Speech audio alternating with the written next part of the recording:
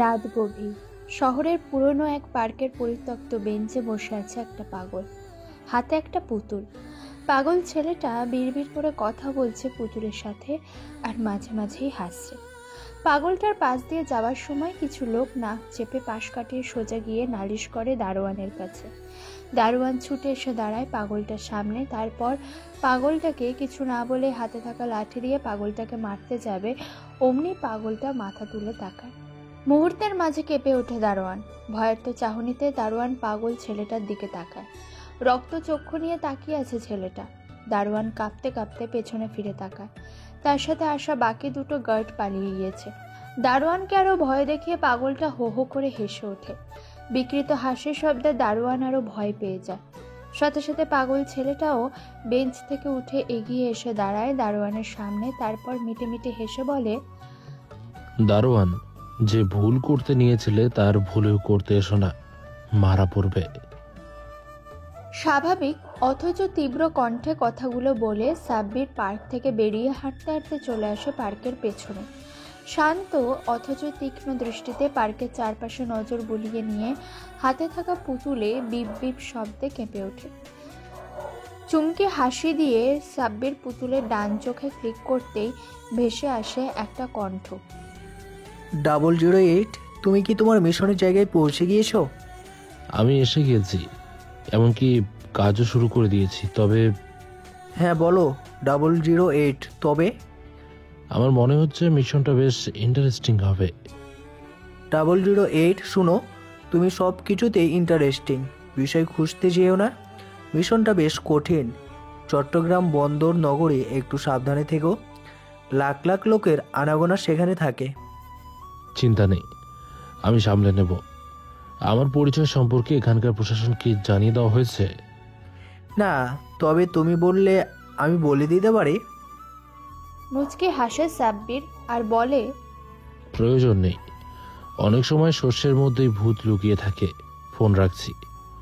কলটা কেটে দেয় সাব্বির। পার্কের পেছন থেকে গাঢ় অন্ধকার টিপ টিপ পায়ে সেই অন্ধকারকে পাশ কাটিয়ে আলোর দিকে এগিয়ে আসতে শুরু করে।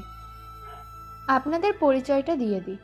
সাব্বির, যাকে গোয়েন্দা বিভাগের সবাই এক নামে চেনে, 004। গোয়েন্দা বিভাগের সবচেয়ে কুখ্যাত এবং ইন্টেলিজেন্স অফিসার হলো সাব্বির, যার মুখের চেয়ে পিস্তলের গুলি চলে বেশি। আপাতত এতটুকুই, বাকিটা গল্পে জানবেন। পার্কের পেছন থেকে বেরিয়ে এসে দাঁড়ায় মেন রোডের সামনে। গাড়ি নেই, হাতে থাকা পুতুলটা শক্ত করে আঁকড়ে ধরে এগিয়ে যেতে থাকে পার্কের সামনে থাকা মস্ত বড় বিল্ডিংয়ের দিকে। সাব্বিরের এই মিশনটা এই বিল্ডিংটাকে ঘিরেই। বেশ কয়েক মাস ধরে চট্টগ্রামের পাহাড়ি এলাকায় সংঘর্ষ লেগেই চলেছে, আর এই সুযোগে কিছু বিত্তবান আর প্রভাবশালী লোক নারী পাচার এবং ধর্ষণের মতো কাজে লিপ্ত হয়ে পড়েছে। রেহাই পাচ্ছে না কেউ। তার মধ্যে মিজোরাম থেকে কিছু মাফিয়া চোরা চালান করতে শুরু করেছে ভয়ঙ্কর ড্রাগ, ডেভিলস ব্রেথ, যা দিয়ে একটা মানুষকে নিমেষে নিজের আয়ত্তে নিয়ে আসা যায়। প্রশাসন এই বিষয়ে নজর রাখলেও ব্যর্থ। তাছাড়া গোয়েন্দা প্রধানের মেয়ে নীলা, যে কিনা চট্টগ্রামে এসেছিল 5 দিনের জন্য ঘুরতে, তবে সে ঘোরাঘুরির তৃতীয় দিন হারিয়ে গিয়েছে। গোয়েন্দা প্রধান তার মেয়ের সাথে আর কন্ট্যাক্ট করতে পারেননি। পুরো দেশ তন্ন তন্ন করে খুঁজে ফেলা হয়েছে, তবে ব্যর্থ সবাই। তাই বাধ্য হয়ে সাব্বিরের আসা চট্টগ্রামে। বিল্ডিংয়ের পার্কিং এরিয়ায় গিয়ে দাঁড়ায় সাব্বির। কৌতূহল চোখে চারিদিকে তাকিয়ে এগিয়ে যেতে থাকে বিল্ডিংয়ের মেইন গেটের দিকে। ঠিক তখনই একটা কর্কশ কণ্ঠ ভেসে আসে সাব্বিরের কানে। এই পাগলের বাচ্চা, এখানে তুই কি করছিস? কণ্ঠটা শুনে ঘুরে তাকায় সাব্বির দারোয়ানের দিকে। দারোয়ানের হাতে AK-47 পিস্তল। চমকে উঠে, তবুও নিজেকে সামলে নিয়ে সাব্বির বাঁকা হেসে কিছু বলতে যাবে, তার আগেই দারোয়ান বিকট শব্দে হেসে বলে, আহা, ছদ্মবেশটা খুব কাঁচা হয়ে গিয়েছে রে। কি ভেবেছিস পাগলের ছদ্মবেশ নিয়ে আমাদের ডেরায় এসে ফিরে যাবি? আহা, তা তো হবে না রে পাগলা। এই কে আসিস, চলে আয়, পাগলাটারে ধরে আয় ফেলেছি। দারোয়ানের হুঙ্কার শুনে মুহূর্তের মধ্যে ভারী অস্ত্র হাতে ছুটে আসে একদল লোক। সাব্বির নিমেষে থমকে যায়, অবাক হয়ে দারোয়ানের দিকে তাকিয়ে থাকে। সাব্বিরের অবাক হয়ে তাকিয়ে থাকার মাঝেই পেছন থেকে কেউ একজন সাব্বিরের মাথায় লোহার রড দিয়ে আঘাত করতে মাটিতে লুটিয়ে পড়ে। সাথে বিজয়ের হাসি দিয়ে দারোয়ান বলে, আহা, এই তোরা নিয়ে যা শয়তানটাকে। আমি এক্ষুনি বসকে বলে দিচ্ছি, শয়তানটাকে আমটা পাকড়াও করে ফেলেছি। পচা কিছুর তীব্র গন্ধে নড়ে ওঠে সাব্বির। টিপ টিপ করে চোখ মেলে তাকায়, নিজেকে দেখতে পায় তীব্র অন্ধকারাচ্ছন্ন একটা কক্ষের মেঝেতে শুয়ে আছে। মেঝেটা প্রচণ্ড শক্ত এবং শীতল। মাথাটা তুলে উঠতে গিয়ে কুঁকিয়ে ওঠে। একটা হাত মাথার পেছনে নিয়ে গিয়ে ভেজা ভেজা অনুভব করে। হাসি ফুটে ওঠে ওর চেহারায়। মনে পড়ে যায় বিল্ডিংয়ের সামনে ঘটে যাওয়া ঘটনা, সাথে তীব্র রাগে শিউরে ওঠে সে। এমন সময় গম গম শব্দে অন্ধকার কুঠুরির দরজা খুলে যায়, ভেতরে প্রবেশ করে তীব্র আলো। মুহূর্তের মাঝে সাব্বিরের চোখ ঝাপসা হয়ে আসে। তীব্র আলোয় নিজেকে মানিয়ে নিতে সময় লাগে। মিনিট খানেক পর চোখ মেলে তাকায়। 20 জন লোক তার দিকে ভারী অস্ত্র তাক করে ধরে রেখেছে। সবার মুখেই বিকৃত হাসি আর চোখের নিষ্ঠুরতার প্রতিচ্ছবি। তাদের মধ্যে থেকে একটা শক্ত চেহারার মাঝ বয়সী লোক এগিয়ে আসতে থাকে সাব্বিরের দিকে। সাব্বির লোকটার দিকে তাকিয়ে মুচকি হাসে, কারণ সাব্বির লোকটাকে চেনে, রবার্ট দ্য কিং, ভয়ঙ্কর মাফিয়া লিডার। সাব্বিরের হাসি মাখা মুখ দেখে প্রতি উত্তরে মাঝ বয়সে রবার্ট গর্জন করে উঠে বলে, সাব্বির, তোর মতো একটা পাগলকে ধরার বহুত ইচ্ছে ছিল আমার। আজ তোকে ধরতে পেরে আমার সে ইচ্ছে পূরণ হলো। সাব্বির নির্বিকার ভঙ্গিতে বলে, বেশ, মরার আগে তোদের যে ইচ্ছে পূরণ হয়েছে এতে আমি খুশি। মুহূর্তের মাঝে রবার্ট ছুটে এসে সাব্বিরের বুকে লাথি মারে। বুট জুতোর লাথি খেয়ে সাব্বির দূরে ছিটকে যায়, সাথে মুখ দিয়ে বেরিয়ে আসে রক্ত। রবার্ট গর্জন করে এগিয়ে যায় সাব্বিরের দিকে। এক হাতে সাব্বিরের গলা চেপে ধরে হাওয়ায় ভাসিয়ে তুলে বলে, তোর মতো এক পিচ্ছির মুখে এসব কথা মানায় না সাব্বির। তোকে আমি বেশ গুরুত্ব দিয়েছিলাম, তবে আজ সামনাসামনি দেখে অবাক হচ্ছি। তুই তো একটা পিচ্ছি। সেই তুই কি না এতগুলো বছর আমার লোকেদের হত্যা করে আমার মিশন ব্যর্থ করেছিস। সাব্বির মুচকে হাসতে গিয়েও থেমে যায়। রবার্টের বিশাল দেহী শরীরের সাথে সে শক্তিতে পেরে উঠবে না ভেবে স্থির হয়ে যায়। তীক্ষ্ণ চোখে রবার্টের দিকে কয়েক পলক তাকিয়ে রবার্টকে চমকে দিয়ে হুট করে রবার্টের দু চোখে প্রচণ্ড শক্তি নিয়ে ঘুষি মারতেই রবার্ট মাটিতে পড়ে যায়। সাব্বিরও বিদ্যুতের গতিতে ডিগবাজি দিয়ে সরে যায় আড়ালে। এদিকে রবার্টকে পড়ে যেতে দেখে 20 জন স্ট্রেট গানধারী ব্রাশ ফায়ার করে ওঠে। সাব্বির আড়ালে সরে যাওয়ায় বেঁচে যায়, তবে লোকগুলো ব্রাশ ফায়ার করতে করতে এগিয়ে আসতে থাকায় সাব্বির কিঞ্চিত বিচলিত হয়ে হাতে পায়ে কিছু একটা খুঁজতে খুঁজতে নিয়ে কোমরে তা পেয়ে যায়। মুহূর্তে শয়তানের হাসি ফুটে ওঠে ওর চেহারায়। কোমর থেকে দ্রুত লেজার বিম বের করে শক্ত হাতে তা তাক করে ধরে লোকগুলোর দিকে, তারপর সুইচ অন করে একবার তা ঘুরিয়ে নিতে ব্রাশ ফায়ার থেমে যায়। সাব্বির আড়াল থেকে বেরিয়ে আসে মুখে বিজয়ের হাসি নিয়ে। মেঝে পড়ে আছে দুটুকরো হয়ে যাবে পোড়া লাশ। সাব্বির লাশগুলোকে পাশ কাটিয়ে গিয়ে দাঁড়ায় রবার্টের সামনে। রবার্টের তখনও সেন্স ফিরে আসেনি। দু চোখে প্রচণ্ড আঘাতের কারণে সেন্সলেস হয়ে গিয়েছে। সাব্বির মায়া ভরা চাহনিতে রবার্টের দু চোখের দিকে তাকায়। চোখ দুটো ভয়ঙ্কর ফুলে গিয়েছে। এরই মধ্যে বুট জুতোর পায়ের শব্দ শুনে দ্রুত নিজেকে শক্ত করে নেয় আর দরজার পেছনে চলে যায়। সাব্বিরের দরজার পেছনে চলে যাওয়ার সেকেন্ডের ব্যবধানে আবারও তীব্র ব্রাশ ফায়ারের শব্দে কেঁপে ওঠে পুরো রুম। সাব্বির দরজার আড়ালে নিজেকে খুব ভালোভাবে গুটিয়ে নিয়ে লেজার বিমটা হাতে তুলে নেয়। বাইরে থেকে আসা লোকগুলো ততক্ষণে ব্রাশ ফায়ার করতে করতে ভেতরে ঢুকে পড়েছে, তবে সাব্বির নির্বিকারভাবে ওদের লক্ষ্য করতে থাকে, কারণ আগেই আক্রমণ করে ফেললে বাইরে থাকা শত্রুরা সাবধান হয়ে যাবে। খানিকক্ষণ ব্রাশ ফায়ার করার পর থেমে যায় শত্রুরা আর ইশারা করে কাউকে। অমনি গমগম পায়ে অনেকগুলো বুট জুতোর শব্দ শুনতে পায়। সাব্বির একে একে আরও 20 জন লোক রুমটার মধ্যে প্রবেশ করার সাথে সাথে সাব্বির আর দেরি করে না। লেজার বিমের সুইচ অন করে বার কয়েক লোকগুলোর দিকে ঘুরিয়ে দিতেই দু টুকরো হয়ে যায়। পোড়া লাশের গন্ধে গুলিয়ে ওঠে সাব্বিরের শরীর। দ্রুত ডিগবাজি দিয়ে রুম থেকে বেরিয়ে আসে। মিনিট খানেক ফ্লোরে শুয়ে থেকে উঠে দাঁড়ায়। মুহূর্তের শীতল বাতাসে শিউরে ওঠে সাব্বির। চারপাশে তাকায়। বিশাল জলরাশি, বিশাল সমুদ্রের মাঝে একটা ছোট জাহাজের ব্রিজের উপর দাঁড়িয়ে আছে ও। এমন সময় পেছনে ফিরে তাকায়। জাহাজটা চট্টগ্রাম বন্দর থেকে কিছুটা দূরে নোঙর করা। দ্রুত পায়ে এগিয়ে যায় সাব্বির সেই লাশের স্তূপের রুমে। মেঝেতে তখনও পড়ে আছে রবার্ট। সাব্বির দ্রুত রবার্টকে কাঁধে তুলে নিয়ে বেরিয়ে আসে। শক্তিশালী 7 ফুট লম্বা রবার্টকে কাঁধে নিয়ে সাব্বির দমে যায়, তবুও মনের জিদের কাছে সেই দমে যাওয়া হারিয়ে যায়। জাহাজের ব্রিজ থেকে নিচে তাকায়। বেশি উঁচু নয়, একতলা বা তার কিছুটা বেশি হবে। সাথে জাহাজ ঘেঁষে বেঁধে রাখা স্পিডবোট। মুচকি হেসে উঠে সে দ্রুত কাঁধ থেকে রবার্টকে নামিয়ে ও শরীরে লাইফবোট জ্যাকেট পরিয়ে ফেলে দেয় সমুদ্রে। তারপর সে নিজে লাফিয়ে পড়ে। কোনো রকমে স্পিডবোটে রবার্টকে নিয়ে উঠেই তীরবেগে স্পিডবোট নিয়ে সরে পড়ে। বিশাল বড় হল রুমের মধ্যে দাঁড়িয়ে হাত পা শিকলে বাঁধা অবস্থায় দাঁড়িয়ে আছে রবার্ট। ওর সামনে ভয়ঙ্কর চাহনিতে তাকিয়ে আছে সাব্বির, হাতে পেরেক লাগানো চাবুক। সাব্বির রক্তাক্ত রবার্টের দিকে তাকিয়ে বলে,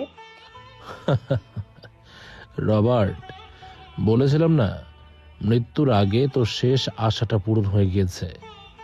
রবার্ট শক্তিশালী সুঠামো দেহের হওয়ায় রক্তাক্ত হলেও তখনও ঠাঁই দাঁড়িয়েছিল।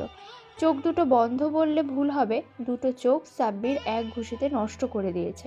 রবার্ট মৃদু কণ্ঠে বলে, আমার চোখে কি করছো তুমি সাব্বির? আমি চোখ মেললে তাকাতে পারছি না কেন? ও দুটো আর খুলতে পারবি না রবার্ট, ওগুলো নষ্ট হয়ে গিয়েছে। সে যাই হোক, তুই তো সেই রবার্ট দ্য কিং, তাই না? হ্যাঁ, আমাকে চিনিস? যখন তখন এভাবে বন্দি করে রাখার সাহস হলো তোর কি করে? ছেড়ে দে আমায়। না না রবার্ট, তা সম্ভব নয়। তবে সম্ভব যদি তুমি বলো গোয়েন্দা প্রধান আরিফ সাহেবের মেয়ে কোথায়, তাকে কারা কিডন্যাপ করেছে। আমি জানি না, আমাকে ছেড়ে দাও। রবার্টের মুখ থেকে না শব্দ শোনা মাত্র সাব্বির শরীরের সমস্ত শক্তি দিয়ে রবার্টকে মারতে শুরু করে। মারতে মারতে রবার্টের শরীর থেকে চামড়া তুলে ফেলে। রবার্ট তবুও নীরব। সাব্বির রবার্টের দিকে তাকিয়ে মুচকি হাসতে হাসতে বলে, ওরে বাবা রবার্ট, তুই একটা সুপুরুষ। আমার চেয়েও ভয়ঙ্কর প্রশিক্ষিত, তবে তোর চেয়েও ভয়ঙ্কর হতে পারি আমি। কথাটা শেষ করার পরপরই সাব্বির দ্রুত শুকনা মরিচের গুঁড়োর সাথে লবণ মিশিয়ে ছুঁড়ে মারে রবার্টের রক্তাক্ত শরীরে। ব্যাস, তারপর যা হবার তাই হলো। রবার্ট ভয়ঙ্কর গর্জন করে ওঠে। আহ, আমার শরীর চলে গেল। আহ, আমাকে মেরে ফেলো, আমাকে মেরে ফেলো। দোহাই, আমাকে আর কষ্ট দিও না, আমায় ছেড়ে দাও। সাব্বিরের মুখে শয়তানির হাসি। ধীরে ধীরে মেঝে থেকে পানির পাইপ তুলে নিয়ে রবার্টের শরীর থেকে মরিচের গুঁড়ো ধুয়ে দিতে দিতে বলে, রবার্ট, বলেছিলাম না তোমার চেয়েও ভয়ঙ্কর নির্দয় আমি। এখন বলবে কি আশরিফ সাহেবের মেয়ে নীলাকে তুমি কোথায় রেখেছো? রবার্ট কাঁপা কাঁপা কণ্ঠে বলে, আমি নীলা নামের কাউকে চিনি না, নাম শুনিনি। আমি কখনোই কিডন্যাপ করিনি। আমি হাঁস কিনে নিয়ে পাচার করি। আমাকে ছেড়ে দাও। তার মানে তুই বলবি না আমি কি আবারও তোর শরীরে মরিচের গুঁড়ো দেব? সাথে সাথে রবার্ট চিৎকার করে বলে ওঠে, না, আমি বলছি, তবু আমার শরীরে আর মরিচের গুঁড়া দিও না। এই তো লাইনে এসেছিস, বল দেখি তুই কাদের থেকে মেয়েদের কিনতি? আমি ওইসব কিনতাম এখানকার লোকগুলো, গুন্ডাদের থেকে, যাদের আমি কখনোই চোখে দেখিনি। বুঝে গেছি। তবে তুই আজ এভাবে থেকে যা, যতদিন না খেয়ে বেঁচে থাকতে পারিস থাক, তোর খাওয়া দাওয়া বন্ধ হোক। হলরুম থেকে বেরিয়ে আসে সাব্বির। পাগলের বেশটা সে ততক্ষণে খুলে ফেলেছে। পরনের সেই ময়লা প্যান্ট, ধুলো মাখানো গেঞ্জি খুলে নতুন পোশাক পরেছে। হোটেলের ছাদে দাঁড়িয়ে আছে সাব্বির। খানিকক্ষণ আকাশের দিকে তাকিয়ে থেকে সাব্বির দ্রুত পকেট থেকে মোবাইল বের করে কল করে গোয়েন্দা প্রধানকে। Hello sir. হ্যাঁ বলো 008। ঘন্টা তিনেক আগে মেরিটাইমের একটা শিপে আমি গিয়েছিলাম এবং রবার্টকে তুলে এনেছি। সেই শিপে মিনিমাম 40 থেকে 50টা দ্বিখণ্ডিত লাশ পড়ে আছে। আপনি দ্রুত এখানকার প্রশাসনকে বলুন জাহাজটাকে ঘিরে সার্চ করতে। সাব্বিরের কথাগুলো শুনে গোয়েন্দা প্রধান ঢোক গিলে আমতা আমতা করে বলে, 008, তুমি কি আমার মা নীলার কোনো হদিশ পেলে? সরি স্যার, এখনো পাইনি, তবে আশা করি পেয়ে যাব। সাথে আমার দেশের অদৃশ্য শত্রুগুলোকেও শেষ করে যাব। ফোনটা কেটে দেয় সাব্বির। দ্রুত ছাদ থেকে নেমে নিজের রুমে চলে যায়। মনে মনে ঠিক করে ফেলে কলেজে যেতে হবে। সকাল 10টা। পাগল ভিক্ষুকের বেশে সাব্বির কলেজের আশেপাশে ঘুরঘুর করছে। এমন সময় একটা ছোট বাচ্চা এগিয়ে এসে দাঁড়ায় সাব্বিরের সামনে। সাব্বির বাচ্চাটার দিকে কৌতূহল চোখে তাকিয়ে থাকে কিছুক্ষণ। বাচ্চাটাও সাব্বিরের দিকে এক মনে তাকিয়ে থেকে হঠাৎ বলে ওঠে, বসের কাছে যাবি? আয় আমার সাথে। সাব্বির চমকে ওঠে। বাচ্চাটাকে বেশ খুঁটিয়ে দেখে। বয়স নেহাতি 10 থেকে 12 হবে। চেহারা দেখে রাস্তার টোকাই ছিল বলেই মনে হলো।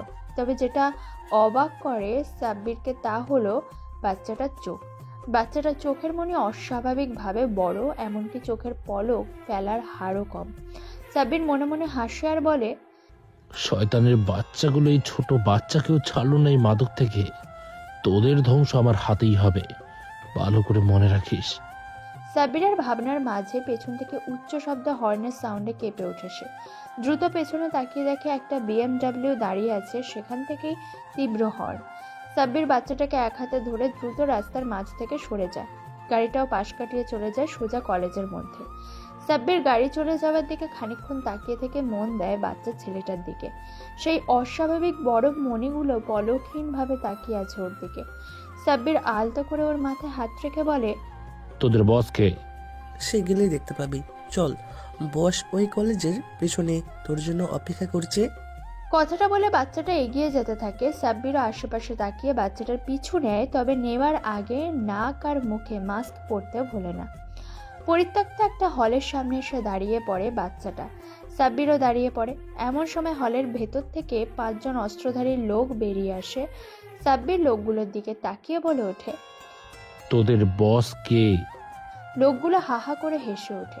ছুটে আসে সাব্বিরকে আক্রমণ করার জন্য। অপ্রস্তুত সাব্বির ওদের আক্রমণ সামলাতে মাটিতে মাটিতে নিজের দেহ এলিয়ে দেয়। তবে শেষ রক্ষা হয় না। লোকগুলোর মধ্য থেকে একজন গুলি করেছিল, যা এসে বিদ্ধ করে সাব্বিরের কাঁধে। চিৎকার করতে গিয়েও থেমে যায়। দ্রুত নিজের জুতোর মধ্যে রাখা ডেথস্টক রিভলভার বের করে পর পর 5 রাউন্ড গুলি করে অভিজ্ঞ শিকারীর ন্যায় সবগুলো গুলি গিয়ে লাগে শত্রুদের মাথায়। মুচকি হেসে মাটি থেকে উঠে দাঁড়িয়ে পেছনে তাকায়। বাচ্চাটা মাটিতে পড়ে গিয়েছে। সাব্বির এগিয়ে যায় হল রুমের দিকে। হল রুমে দরজার কাছে এসেই দ্রুত নিজেকে গড়িয়ে ভেতরে প্রবেশ করে সাথে অনুভব করে সাই সাই করে কয়েক রাউন্ড গুলি পেরিয়ে যায়। সাব্বির দ্রুত নিজের দেহ গড়িয়ে একটা আড়ালে নিয়ে গিয়ে মাথাটা বের করে সামনে তাকায়। একটা তরুণ গুলি হাতে ছুটে আসছে ওর দিকে। সাব্বির কোনো রিস্ক নিতে চাইল না। দ্রুত কোমরে গুজে রাখা লেজার বিম বের করে। ছেলেটা পেট বরাবর একটা টান দিতেই 2 টুকরো হয়ে যায়। মুচকি হেসে আড়াল থেকে বেরিয়ে আসে সে।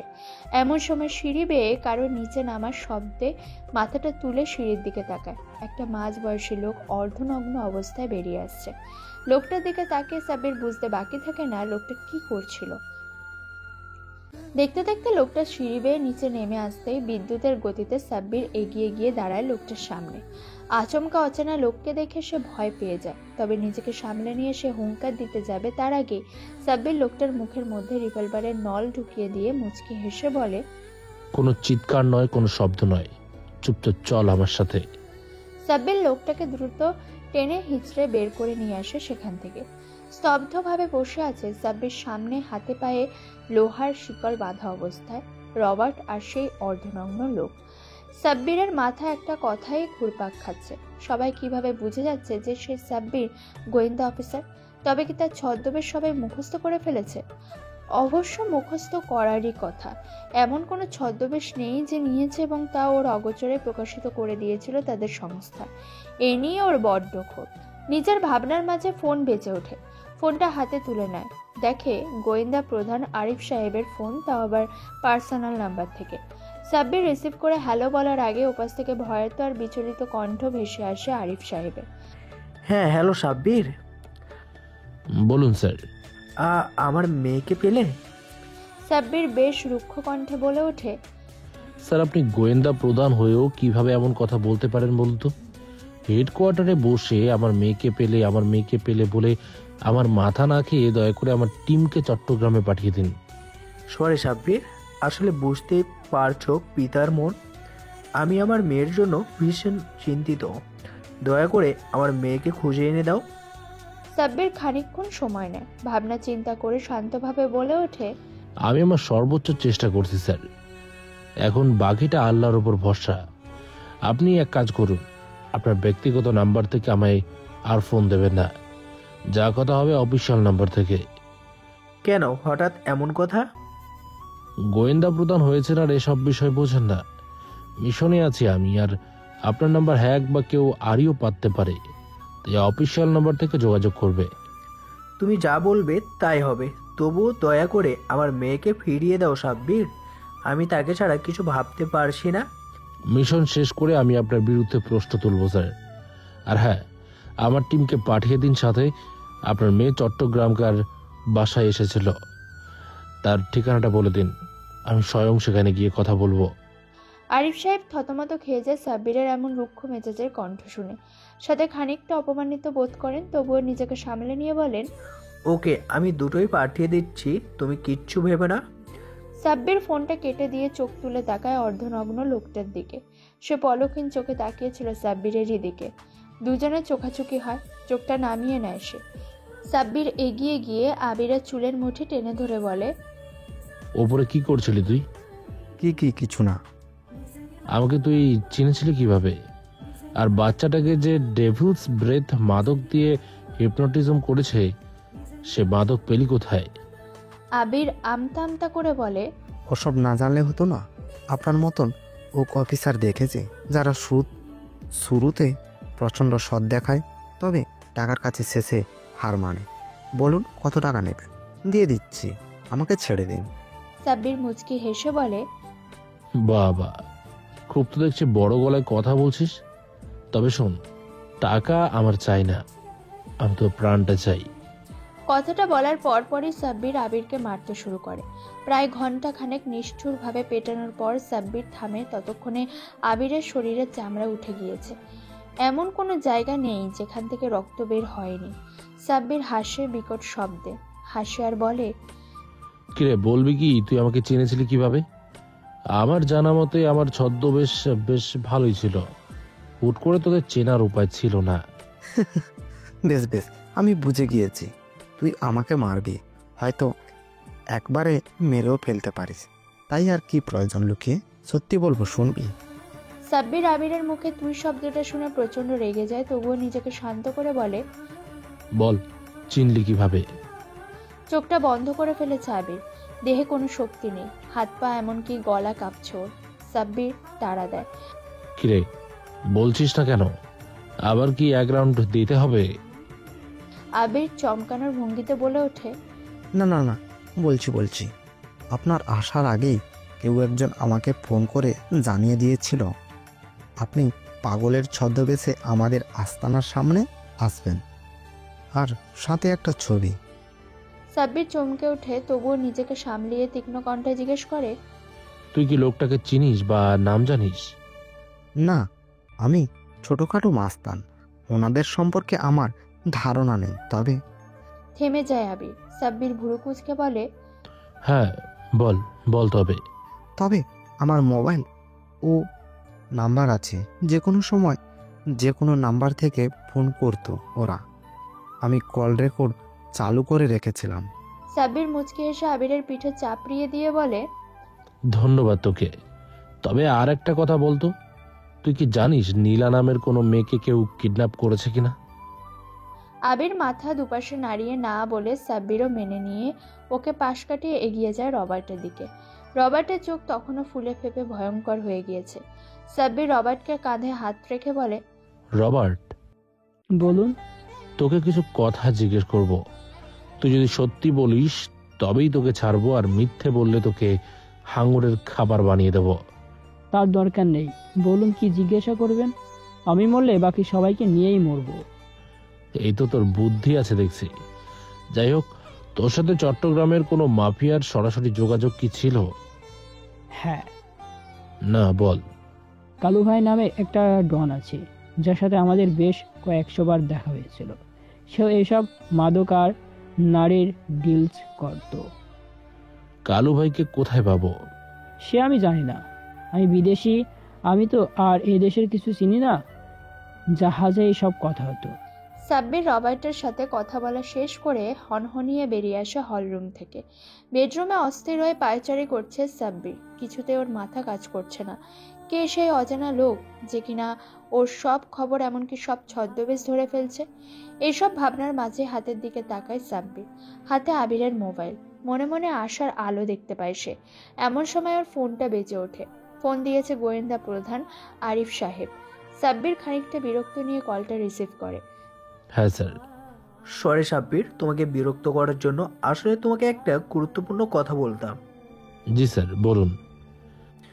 বলছিলাম কি, আপাতত তুমি একাই কেসটা সলভ করার চেষ্টা করো। তোমার টিমকে অন্য একটা কাজে পাঠানো হয়েছে। সাব্বির খানিকটা অবাক হয়ে বলে, কি বলছেন স্যার? আমি এটা কিভাবে করব? তাছাড়া এখনো তো আপনার মেয়ে বন্দি, তাকে উদ্ধার তো খুব দ্রুতই করতে হবে।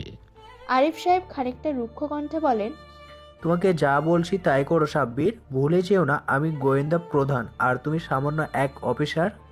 সাব্বির বেশ অপমান বোধ করে, তবুও সে যে মিশনে এসেছে তা সলভ করতে হবে ভেবে কোনো রিয়াকশন না দেখিয়ে বলে, ওকে স্যার, এখন আমাকে যদি কিছু তথ্য দিতেন তো ভালো হতো। বলো।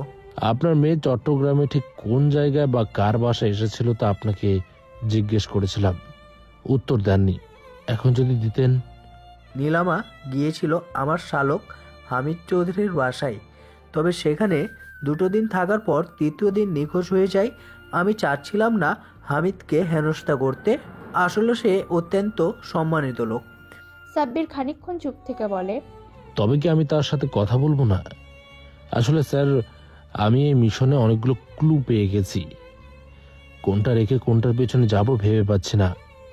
মানে কি কি কি ক্লু পেয়ে গিয়েছো তুমি? রবার্টের থেকে অনেক কিছুই জেনেছি, পাশাপাশি আরও কিছু তথ্য সংগ্রহ করেছি। আচ্ছা স্যার, আপনি কি কালু ভাই নামের কোনো মাফিয়ার কথা শুনেছেন? কালু ভাই? জি স্যার। হ্যাঁ শুনেছি। সে তো চট্টগ্রাম পাহাড়ি এলাকায় কুখ্যাত ডন। তুমি তার নাম জানলে কি করে? সাব্বির তাচ্ছিলের হাসি দিয়ে বলে, স্যার, এইসব কিভাবে জানলাম তা না জানলেও চলবে। শুধু এতটুকু বলি, আমার ডিপার্টমেন্ট এমনি এমনি আমাকে ইন্টেলিজেন্ট অফিসার হিসেবে স্বীকৃতি দেয়নি, বা তা আমি ক্রয় করিনি, অর্জন করেছি। বুঝতে পেরেছি সাব্বির, তুমি সাবধানে থেকো। আর হ্যাঁ, ওখানকার প্রশাসনকে কি আমি বলে দিব? জি স্যার, তাদের প্রস্তুত হতে বলুন। আমি হয়তো আজ রাতেই কালু ভাইয়ের আস্তানায় হামলা করব। আমি যদি সেখানে ব্যর্থ হই, তবে পুলিশ প্রশাসন বা আমার নিজের বাহিনী, বাংলাদেশ সেনাবাহিনী যেন ব্যর্থ না হয়। পাহাড় থেকে এসব ডনার ভাইদের যেন নিশ্চিহ্ন করে দেয়। ওকে মাই বয়, তুমি নিজের খেয়াল রেখো। কলটা কেটে যায়। সাব্বির মনে মনে হেসে বলে, আমি কোনোদিন আমার মিশন সম্পর্কে কাউকে টু শব্দটিও বলিনি স্যার। তবে আমার মনে আপনার উপর সন্দেহের বীজ বপন হয়ে গিয়েছিল। আপনাকে টোপ দেব, একের পর এক টোপ। হয়তো কোনো না কোনো সময় বর্ষি আপনি গিলবেনই। কথাগুলো ভাবতে ভাবতে বিছানায় শুয়ে পড়ে সাব্বির। পিঠে বেশ ব্যথা, ক্ষতস্থানটা নিজে কোনো রকমে পরিষ্কার করে ব্যান্ডেজ করে নিয়েছে। জ্বর ভাব বিছানার শরীর এলিয়ে দেওয়ার খানিকক্ষণ পরপরই ঘুমিয়ে পড়ে সে।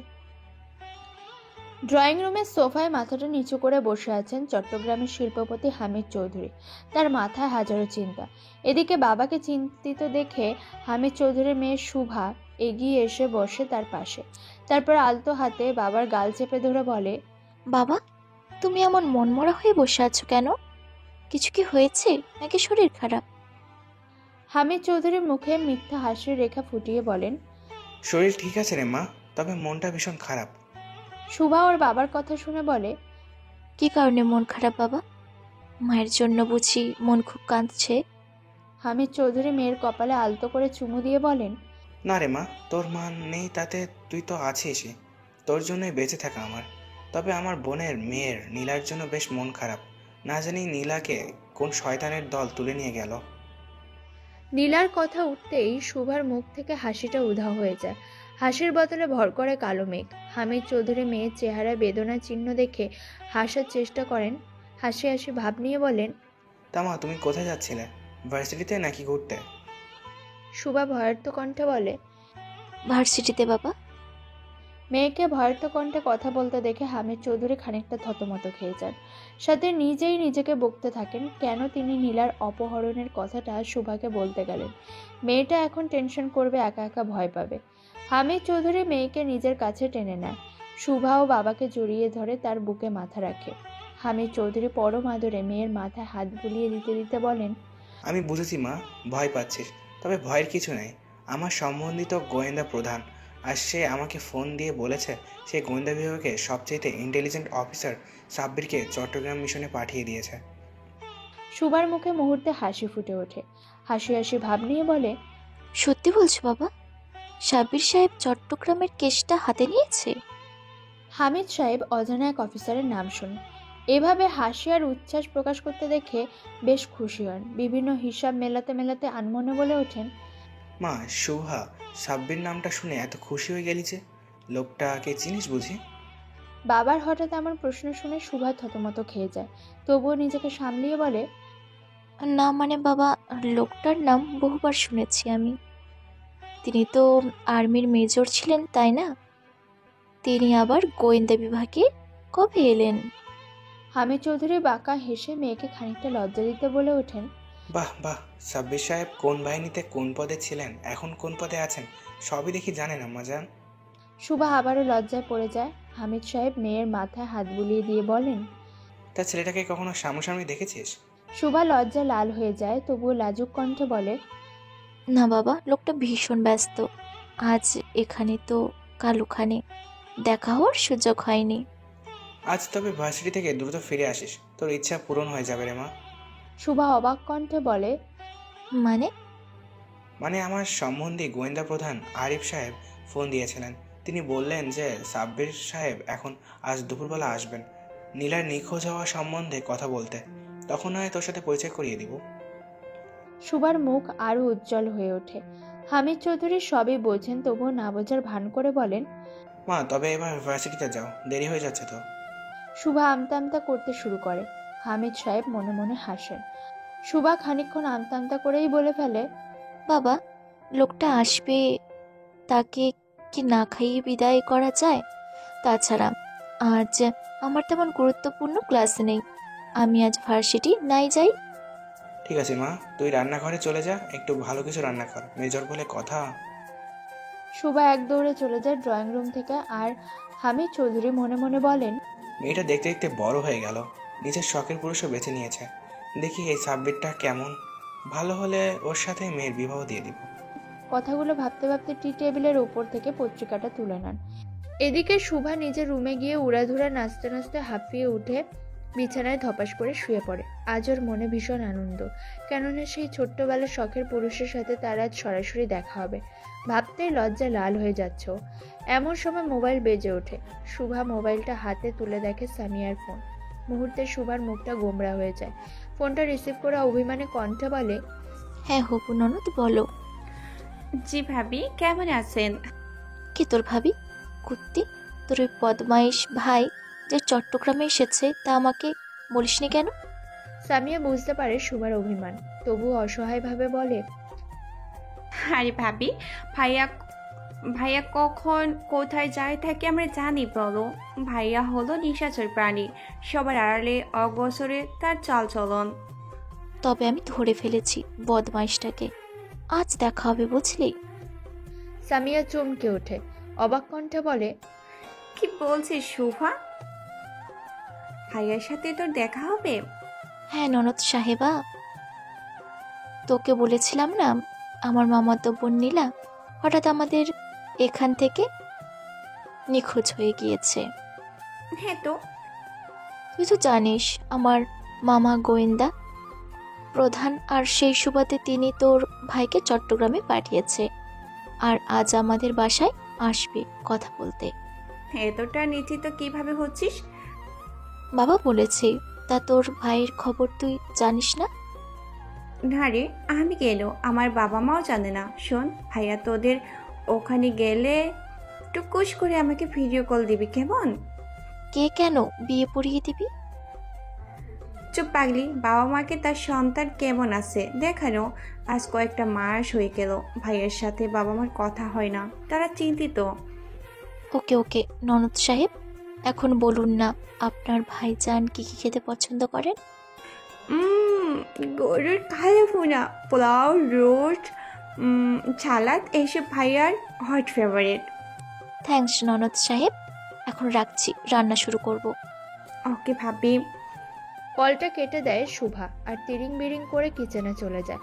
মেয়ের এমন খুশি আর বিহেভিয়ার দেখে হামিদ চৌধুরী মনে মনে হাসেন, সাথে খানিকটা চিন্তিত।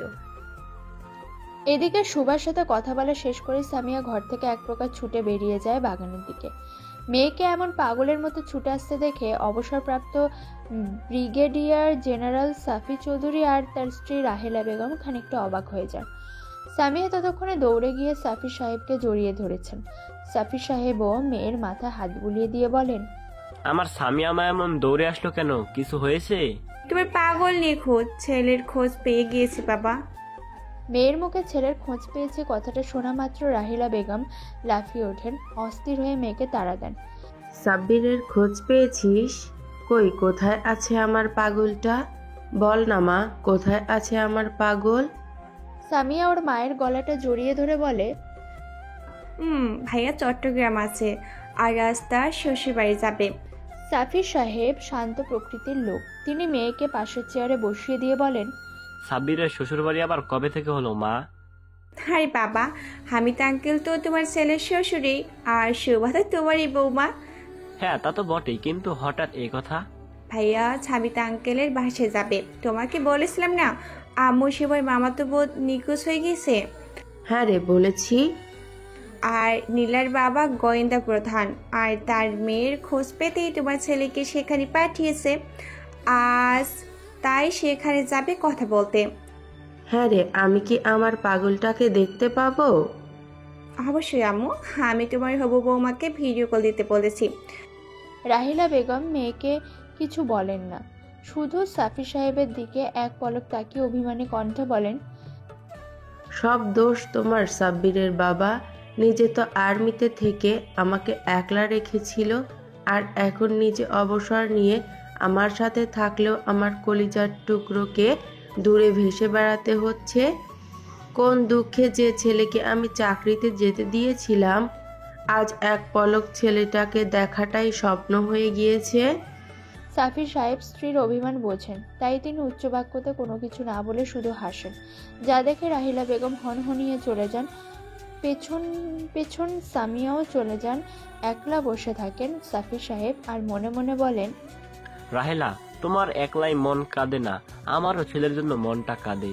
বলতে পারো তোমার চেয়েও বেশি কাঁদে।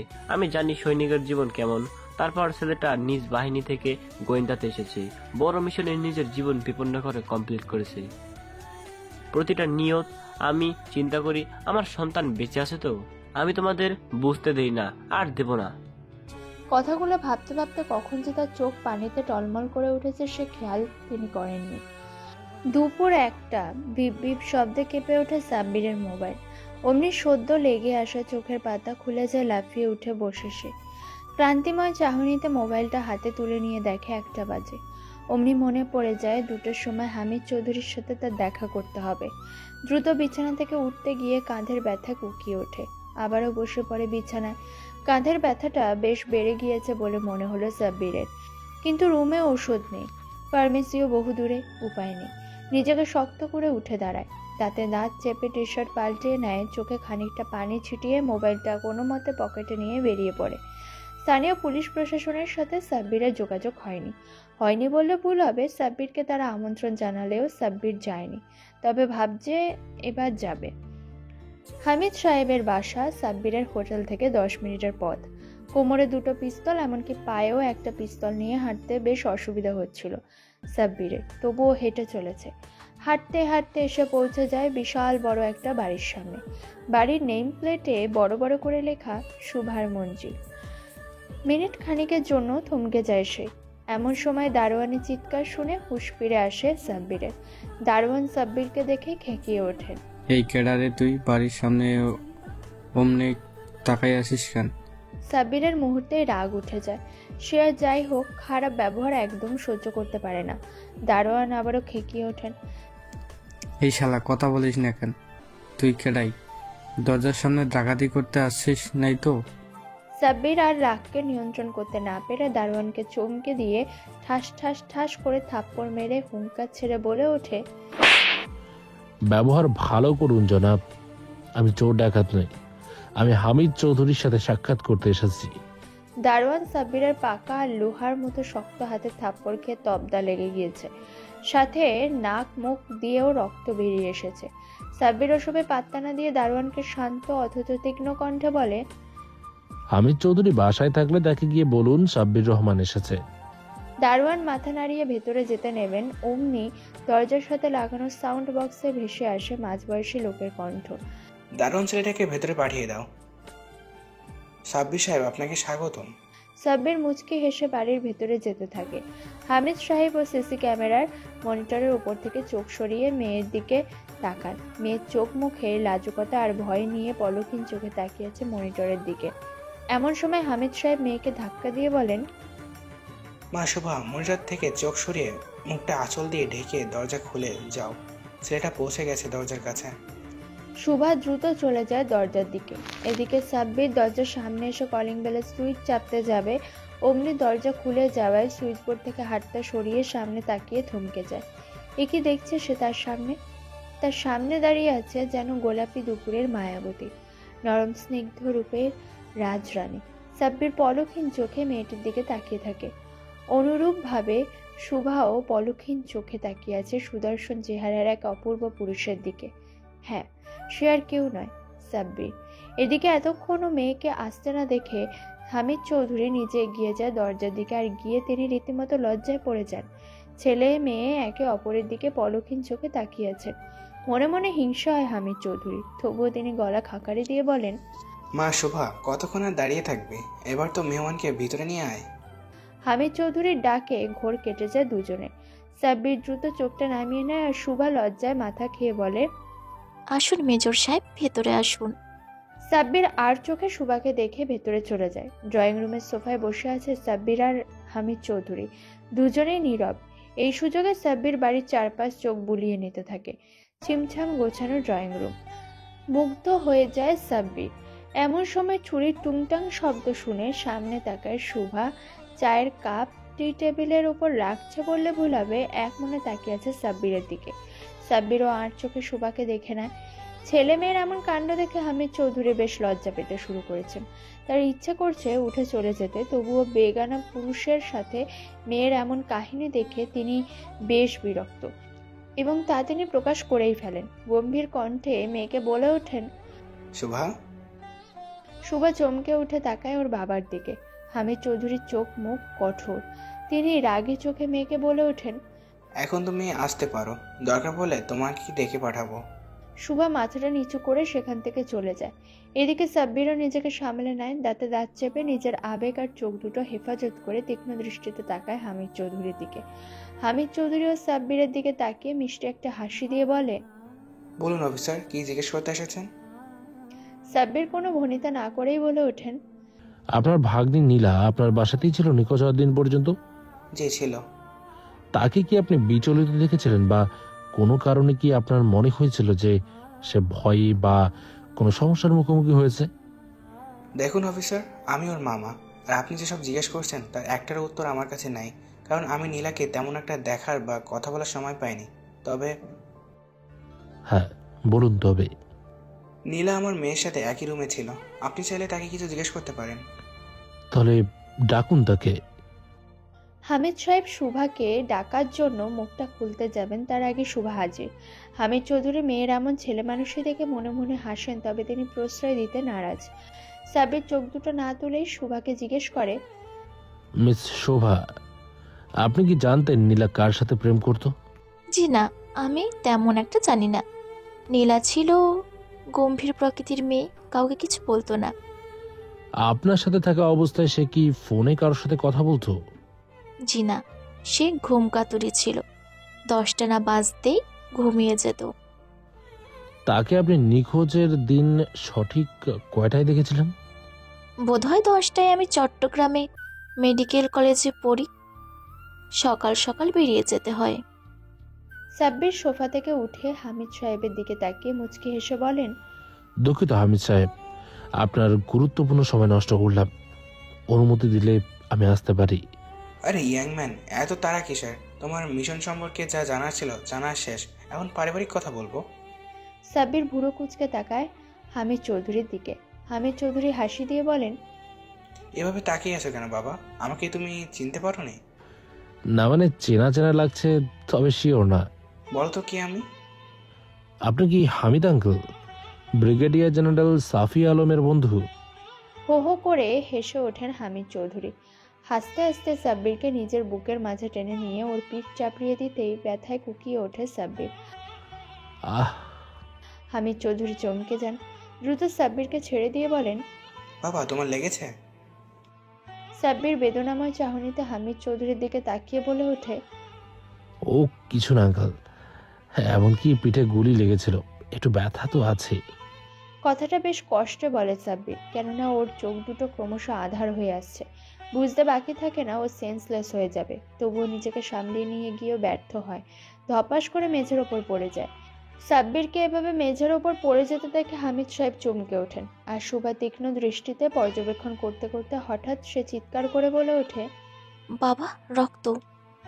টিপ টিপ করে চোখ মেলে তাকায় সাব্বির, সাথে নিজেকে নরম কোনো কিছুর উপর উল্টো হয়ে শুয়ে থাকতে দেখে চমকে যায়। কৌতূহলী চোখে রুমের চারপাশে তাকিয়ে দেখে একটা বেডরুম, সাথে নাকে আসা কড়া মেয়েলি পারফিউম। এমন সময় দরজা খুলে কারো আগমনের বার্তা পেয়ে দরজার দিকে তাকায়। শুভা এসেছে, হাতে খাবারের ট্রে। সাব্বির মনে মনে হেসে বলে, মায়াবতী, ও আমার মায়াবতী, তোমাকে খুঁজে পেয়েছি। শুভা এগিয়ে এসে খাবার ট্রেটা পাশের টেবিলের উপর রেখে সাব্বিরের মাথার কাছে বসে সাব্বিরের কপালে হাত রেখে চেক করে মৃদু কণ্ঠে বলে, পিঠে যে গুলি লেগেছে, তা কি জানতেন না মিস্টার বদমাইশ? সাব্বিরও মৃদু কণ্ঠে বলে, জানতাম। শুভা হালকা অভিমানী কণ্ঠে বলে, তো ব্যান্ডেজ করিয়ে নেননি কেন শুনি? তখন ব্যান্ডেজ করে নিলে কি আর তোমার হাতে সেবা পেতাম? সাব্বিরের কথা শুনে লজ্জায় লাল হয়ে যায় শুভা। লাজুক হেসে বলে, যা বদমাইশ, কি সব বলে? আগের মতো লজ্জাবতী রয়ে গেছে শোভা। শুভা চমকে ওঠে, বিস্ময়কর চাহনিতে সাব্বিরের দিকে বলে, আপনি আমায় চিনতে পেরেছেন? চিনব না কেন? তুমি তো আমার সেই মায়াবতী, যার চোখের ওই তীব্র মায়ায় আমি পড়েছিলাম। হয়েছে, আর পাম দিতে হবে না। পাম নয় শোভা, সত্যি তুমি আমার মায়াবতী, তুমি যে আমার ভালোবাসা। চুপ, মুখে কিছু আটকায় না দেখছি। এতগুলো বছর পর তোমায় খুঁজে পেয়েছি, আর আটকাতে চাই না। আমি তো আপনার আশেপাশেই ছিলাম, আপনিই তো আমার থেকে দূরে দূরে থেকেছেন। বগুড়া থেকে তবে আমায় না বলে পালিয়ে এসেছিলে কেন বলো তো শুনি? শুভা অপরাধীর ন্যায় মাথাটা নিচু করে বলে, সরি, আসলে আমি বাবাকে বারবার বলেছিলাম, বাবা আমরা সাব্বিরকে বলে যাই না, তবে বাবা শোনেনি, জোর করে নিয়ে এসেছিল। হ্যাঁ শুনেছি স্বামীয়ার থেকে। সে যাই হোক, আমার কি হয়েছিল আর এসব কে করলো? ক্ষত দিয়ে কল কল করে রক্ত পড়ে যাওয়ায় আপনি সেন্সলেস হয়ে গিয়েছিলেন, আর আমি এসব করেছি। শিওর? অবশ্যই, সে যাই হোক, স্বামীয়া ভিডিও কল দিতে বলেছিল, কল দিব? না থাক, মিশনটা শেষ হলে একেবারে ফিরে যাব।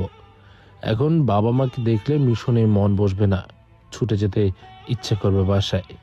একটা কথা বলবো? বলো। আপনি লুকিয়ে বিয়ে করেননি তো? পাগলি, বিয়ে করলে তোমায় আমি মায়াবতী বলে ডাকতাম না, এতদিন অপেক্ষা করতাম। সুভার ঠোঁটে মুচকি হাসি ফুটে ওঠে। এমন সময় হামিদ চৌধুরী রুমে প্রবেশ করে। সাব্বির মুখটা কালো করে তাকায় হামিদ চৌধুরীর দিকে। জামাই বাবুজি, এখন কেমন বোধ করছো? হামিদ চৌধুরীর মুখ থেকে জামাই বাবাজি ডাক শুনে লজ্জায় পড়ে যায় সাব্বির। সুভা তো মুহূর্তেই আঁচল দিয়ে মুখটা লুকিয়ে ফেলে। হামিদ চৌধুরী আবারও বলে ওঠেন, শোনো বাবা সাব্বির, আজ থেকে তুমি এখানে থেকে মিশন শেষ করো। কিন্তু? কোনো কিন্তু নয়। আর হ্যাঁ, এটা আমি একা নয়, তোমার হবু স্ত্রীও চায় তুমি এখানে থাকো। সাব্বির সুভার দিকে তাকায়। সুভার চোখের ইশারায় হ্যাঁ সূচক জবাব দেয়। সাব্বিরও হামিদ চৌধুরীকে বলে দেয় সে থাকবে। হামিদ চৌধুরী মুচকি হেসে বেরিয়ে যান। সাব্বিরও আর চোখে সুভার দিকে তাকিয়ে বলে, এই শুভা, খাবার কি সাজিয়ে রাখতে এনেছো নাকি আমায় খাওয়াতে? দুটো। সাজিয়ে তো অনেক রাখলেই, এবার নয় আমাকে খাইয়ে দাও, বেশ ক্ষুধা পেয়েছে। তাছাড়া তুমি তো জানো আমি ক্ষুধা সহ্য করতে পারি না। হ্যাঁ, সামান্য ক্ষুধা সহ্য করতে পারো না, অথচ গুলির ব্যথা ঠিকই সহ্য করে হাসি মুখে চলতে পারো। যত সব পাগল জুটে আমার কপালে। এখনো জোটেনি প্রিয়, তবে জোটে হয়তো যেতেও পারি। হয়েছে, আর বলতে হবে না, আমি জানি ওসব। এখন হাঁ করো, খাইয়ে দেই। সাব্বিরকে শুভা খাইয়ে দিয়ে বেরিয়ে যায় ঘর থেকে। খানিকক্ষণ পর আবার ফিরে আসে হাতে দুধের গ্লাস নিয়ে। সাব্বির আর চোখে শুভার দিকে তাকিয়ে বলে, এই যে মিস, আবার কি হলো? কিছু হয়নি, দুধ এনেছি, খেয়ে নাও। দুধ আমি পছন্দ করি না খেতে শুভা, ওটা নিয়ে যাও। শুভার আগে চোখে সাব্বিরের দিকে ধমকে সুরে বলে, বেশি বকবক করলে পুরো পাতিলের দুধ এনে খাইয়ে দিব বলে দিলাম। চুপচাপ এক গ্লাস দিয়েছি, খেয়ে নাও। অগত্যা সাব্বির খেয়ে নিতে বাধ্য হয়। রাত বাজে 1টা। সাব্বিরের হাত পায়ে তেল মালিশ করে দিতে ব্যস্ত শুভা। এমন সময় সাব্বিরের ফোন বেজে ওঠে। সাব্বির শুভাকে ইশারা করে ফোনটা এগিয়ে দেওয়ার জন্য। শুভা ফোনটা এগিয়ে দেয়। সাব্বির নাম্বারটার দিকে চোখ বুলিয়ে মুচকি হাসে, কারণ আবারও সেই গোয়েন্দা প্রধান আরিফ সাহেবের ফোন, তা আবার পার্সোনাল নাম্বার থেকে। সাব্বিরের ভাবনার মাঝে কলটা কেঁপে যায়, তবে তার পরপরই বিপ বিপ শব্দে ফোনটা বেজে ওঠে। সাব্বির ফোনটা রিসিভ করতে ওপাশ থেকে ভয়ত কণ্ঠে ভেসে আসে গোয়েন্দা অফিসার আরিফ সাহেবের কণ্ঠ। হ্যালো হ্যালো সাব্বির, তুমি কি বাসায় আছো? আমার কোনো বাসা নেই স্যার, যখন যেখানে কাজ আমি সেখানেই কাজে যাই। না, আজ রাতে কালু ভাইয়ের আস্তানায় হামলা চালানোর কথা ছিল। পরিস্থিতি স্বাভাবিক আছে তো? তুমি জয়ী হইতেছে তো? সরি স্যার, মিশন সম্পর্কে আমি আপনাকে একটা টু শব্দও বলতে পারবো না। গোয়েন্দা প্রধান বেশ রেগে যান।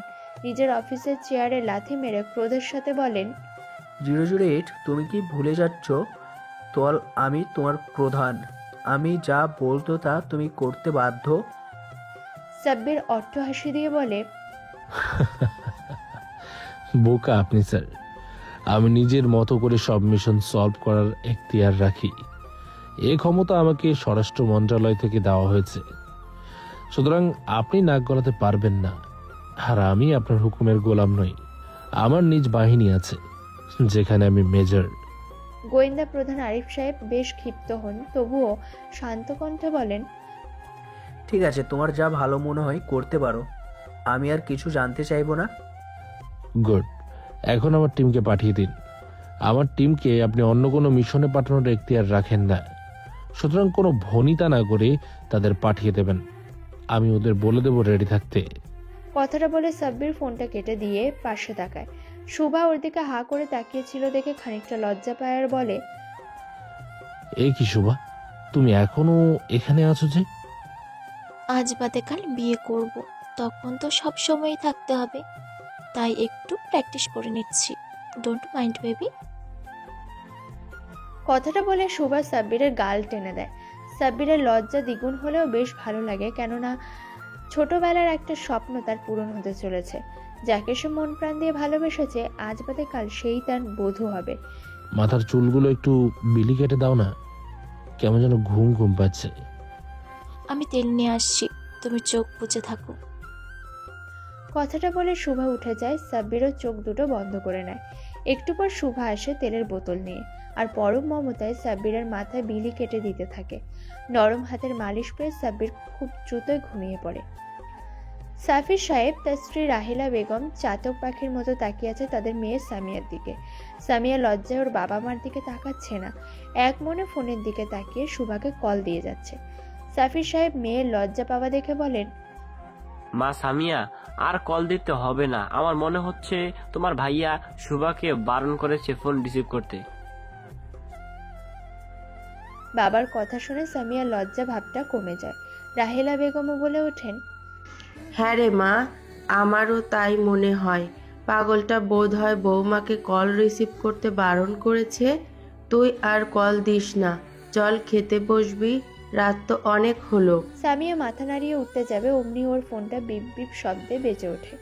সামিয়া ফোনের দিকে তাকিয়ে বেশ খানিকটা রাগ নিয়ে ফোন রিসিভ করতে ওপাশ থেকে নিজের ভাইয়ের ঘুমন্ত চেহারা দেখে সামিয়ার রাগটা নিমেষে উধাও হয়ে যায়। এমন সময় ওপাশ থেকে শুভার কণ্ঠ ভেসে আসে। সরি ননদ সাহেবা, ফোন রিসিভ করতে পারিনি। আসলে আপনার ভাইজানের সেবা করতে ব্যস্ত ছিলাম তো। তা তো দেখেছি যে ভাইয়া মাথায় তেল দিত না, সে ভাইয়া মাথায় 1 বোতল তেল। বাবা মা এগিয়ে আসো, তোমাদের গুণধর ছেলে কাণ্ড দেখো। তোমরা তার কলের অপেক্ষায়, আমরা তার কলের অপেক্ষায় আছি, আর সে কিনা নাক ডেকে ঘুমাচ্ছে।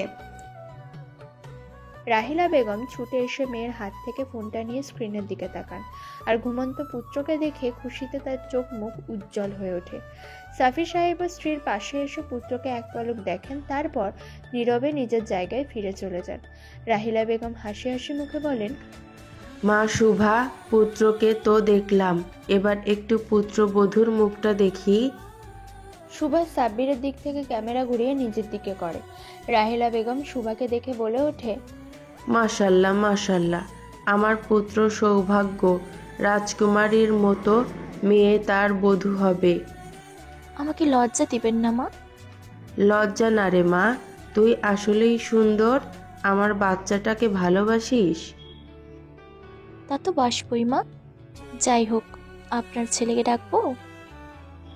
না থাক, ও ঘুমাক, কিন্তু এটা তো বলবে ওর কি হয়েছে। সুভাষ সাব্বিরের কাঁধে গুলি লেগেছে বলতে গিয়ে বলল না, কি দরকার তাদের টেনশনে রাখার। তাই শুভা মুচকি হেসে বলে, তেমন কিছু না মা, ঠান্ডা লেগেছে, জ্বর এসেছে, এখন মোটামুটি বেশ ভালো আছে। ঠিক আছে মা, সামিয়ার সাথে কথা বলো, তোমার বাবা খাবার খেতে বসবেন। রাহিলা বেগম সামিয়ার হাতে ফোনটা দিয়ে চলে যান কিচেনে, আর সামিয়া ফোনটা হাতে নিয়ে হিংসুটার মতো বলে ওঠে, তুই কি কপাল শোভা, এমন কিউট একটা ছেলে বর হিসেবে পেয়েছিস। আমার না হিংসা হচ্ছে, একটা ছেলে ঘুমিয়ে থাকলে এত কিউট লাগে জানতাম না। আরে তোর জামাই আছে তো, তোর ভাইকে রামিমের কথাটা বলে দিব কেমন? দিলে তো ভালোই হতো। কলনিস মুখে তো আর ভাইয়াকে বলতে পারবো না আমি ভাইয়া তোর বন্ধু রামিমকে ভালোবাসি। আচ্ছা এখন খেতে যা বই, আমি খেতে যাই, ক্ষুধা পেয়েছে তো। কল কেটে দেয় শুভা। অমনি ওর নজর পড়ে সাব্বিরের ঘুমন্ত চেহারার দিকে। অবাক হয় শুভা, সামিয়ার কথাটাই সত্যি। সাব্বিরকে ঘুমন্ত অবস্থায় একদম ঘুমন্ত রাজকুমারের মতোই লাগছে। ঘোরের মাঝে চলে যায় শুভা। নিজের অজান্তে সাব্বিরের ঠোঁট ছুঁয়ে দিয়ে মিটিমিটি হাসতে হাসতে চলে যায় রুম থেকে। রাগে ফুঁসতে ফুঁসতে গোয়েন্দা হেডকোয়ার্টার থেকে বেরিয়ে যায় গোয়েন্দা প্রধান আরিফ সাহেব। তার চোখ মুখ অপমানের প্রতিশোধ নেওয়ার আগুনে জ্বলছে। তীর বেগে ছুটে চলেছে গাড়ি। এমন সময় তার ফোনে কল আসে। কলটা রিসিভ করে গম্ভীর কণ্ঠে বলে ওঠে, বলো। চুপচাপ রেডি হয়ে থাকো। না আসলে তোমাদেরই ভালো, কারণ ও যে কি পরিমাণ হিংস্র তা আমি জানি। সর্বোচ্চ সতর্কতার সাথে থাকো, আমি আসছি। ফোনটা কেটে দেয় আরিফ সাহেব। তার চোখে আগুন আর মুখে বিকৃত হাসি। নিষিদ্ধ নগরীর মাঝে বিশাল একটা বাড়ি, চারপাশে ঘন বনে ভরা, টিমটিম করে চলছে একটা বাল্ব। মাঝে রাজকীয় একটা চেয়ারে বসে আছে মনের সুখে সিগারেটে লম্বা টান দিয়ে ধোঁয়া ছাড়তে ছাড়তে কালু ভাই দ্য ব্ল্যাক ডায়মন্ড। বিকৃত হাসি দিয়ে বলে, কই রে ডন, সেই চুনাপটি গোয়েন্দা অফিসার কই? সে নাকি আমার আস্তানায় আক্রমণ করতে আসবে। বস কি বলেন না, আমরা হলাম এই পাহাড়ি এলাকার শাসক, আর আমাদের এই দুর্ভেদ্য অন্ধকার ঘাটিতে কার এত বড় সাহস আক্রমণ করতে আসবে? তা তো আমি জানি ডন, তবে কি করব বল? ওই সামান্য গোয়েন্দা প্রধানের কারণে আমাদের এত নিরাপত্তার প্রয়োজন পড়েছে। রিল্যাক্স বস, এইসব চুনোপুটি যদি আমাদের ঘাটিতে এসেও যায় বেঁচে ফিরবে না। আর হ্যাঁ, গোয়েন্দা প্রধান আসছে বস। হঠাৎ সে আসছে কেন? তার ভাগের টাকা তো আমরা পাঠিয়ে দিয়েছি। এই চুনোপুটির সাথে তার দ্বন্দ্ব কেটে গেছে, শালাকে নাকি নিজ হাতে মারতে চট্টগ্রাম আসছে। তাহলে তো ভালোই, শালা একখান জিনিস বুঝলি ডন, নিজে নিজেই মেয়েকে চট্টগ্রাম থেকে কিডন্যাপ করে নিয়ে চলে গিয়েছে, আর আমাদের বড় শত্রু সাব্বিরকে চট্টগ্রামের মিশনে পাঠিয়েছে যাতে আমরা তাকে আরামসে মেরে দিতে পারি। হ্যাঁ বস, তবে সাব্বির আমাদের লোকাল মাফিয়া আবিরকে ধরে নিয়ে গিয়েছে। তো কি হয়েছে? ও কেন হাজার মাফিয়াকে ধরে নিয়ে গেল? আমাকে ধরতে পারবে না। আমি এই চট্টগ্রাম নগরীর শাসক। হা হা হা। কালু ভাইয়ের বিকৃত হাসিতে কেঁপে ওঠে পুরো পাহাড়ি এলাকা। বিরতিহীন হাসতে হাসতে সিগারেটে লম্বা লম্বা টান দিতে থাকে সে। এমন সময় কালু ভাইয়ের বাম হাত শুভম ছুটে এসে কালু ভাইয়ের দিকে তাকিয়ে বলে, বস, সব ব্যবস্থা হয়ে গিয়েছে। পুরো এলাকা জুড়ে মাইন বসিয়ে দিয়েছি। এমনভাবে বসিয়েছি যে একটা থেকে বাঁচলে আর একটা পা মাইনের উপর পড়বেই। তাছাড়া আমরা ভারী অস্ত্র নিয়ে পুরো ঘাঁটি ঘিরে রেখে দিয়েছি। এত কিছু প্রয়োজন নেই শুভম। আমি জানি ওই চুনাপুটি কিছু করতে পারবে না। তোমরা তবুও সতর্ক থেকো। আর ওই গোয়েন্দা প্রধান আরিফ আসছে, ওকে স্বাগতম জানিও। আমি একটু ঘুমাতে যাচ্ছি। কালু ভাই চলে যায়। সাথে সাথে ডন শুভমকে বলে ওঠে, শুভম, কড়াকড়িভাবে নজর রাখ। সাব্বিরকে তো চিনিসই, ওর মাথায় কখন কি খেলে তা কেউ জানে না। বস ওর মুখোমুখি কোনোদিন হয়নি তো, তাই হালকাভাবে নিচ্ছে। ঠিক আছে ডন, চিন্তা করো না। মাইনের ফাঁদ ডিঙিয়ে আমাদের কাছে আসতে পারবে না, আর আসলেও জীবিত ফিরবে না। রাত পেরিয়ে ভোর হয়ে গিয়েছে। ডন, শুভম আর ওর লোকজন সারা রাত কড়াকড়ি পাহারা আর নির্ঘুম রাত পার করে ক্লান্ত। এক একজন ঘুমে ঢুলতে ঢুলতে অস্ত্র সহই ঘুমিয়ে পড়ে। এমন সময় একটা গাড়িকে ছুটে আসতে দেখে ডন, আর শুভমের তন্দ্রাভাব কিছুটা কেটে যায়। শুভম এগিয়ে গিয়ে দাঁড়ায় গাড়ির সামনে। গাড়ি থেকে নেমে আসে গোয়েন্দা প্রধান আরিফ সাহেব। বস, আপনাকে স্বাগতম। আমাদের লিডার আপনাকে রেস্ট রুমে বিশ্রাম নিতে বলেছেন। আরিফ সাহেব আগুন চোখে শুভমের দিকে তাকিয়ে বলে, না শুভম, এখানে কোনোভাবেই বিশ্রাম নেওয়ার সময় নাই। ওই কুকুরের বাচ্চা সামান্য এক গোয়েন্দা অফিসার আমাকে অপমান করেছে, আমাকে হুমকি দিয়েছে। আমি চাই ওকে নিজ হাতে গুলি করতে। ওকে তোমরা আটকেছো কি?